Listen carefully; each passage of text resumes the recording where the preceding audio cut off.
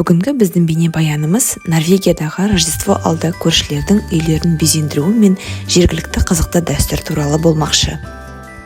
Біз желтоқсан бойы ешқайда бармай үйімізде болатындықтан 24 желтоқсан, яғни Рождество алды күні әдеттегідей жанұялық кешкі серуенге шыққан болатынбыз.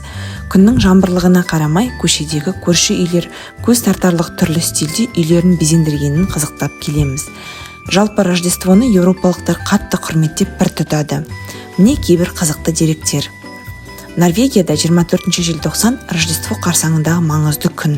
Оны июль деп атайды. Бұл күні отбасылар мерекелік дайындықтарын аяқтап, кешке бірге уақыт өткізеді. Дәстүрлі іс-шаралардан үйді безендіру.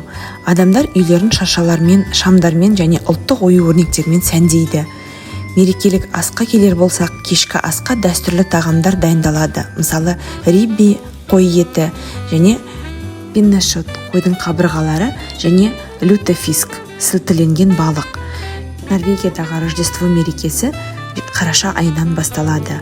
Сол кезде дүкендердің барлығы неше түрлі сыйлықтар ұсынып, ал норвегтер жақын туыстары мен дос-жарандарына сыйлықтар дайындап, рождестволық үстелге дәстүрлі тағамдар алады.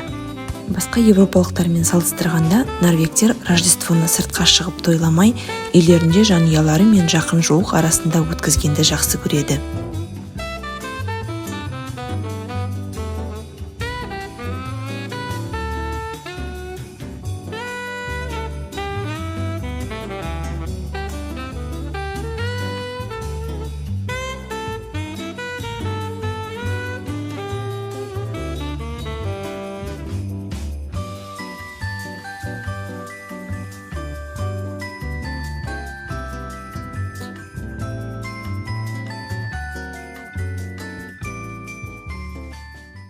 Рождество алды күні біз шіркеуден қоңыраудың үнін шыққанын естідік.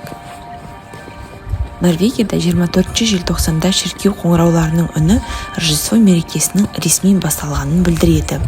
Қоңырау соғу дәстүрі көбінесе кешкі сағат 5-те орын алады. Оның мағынасы мынандай: қоңыраулар Христостың дүниеге келуін еске түсіреді және адамдарды Рождествоның қасиеттілігін түсінуге шақырады. Мейрамның басталуын да білдіреді. Қоңыраудың үні отбасының мерекелік кешкі асы мен басқа да салтты бастауға белгі ретінде қабылданады.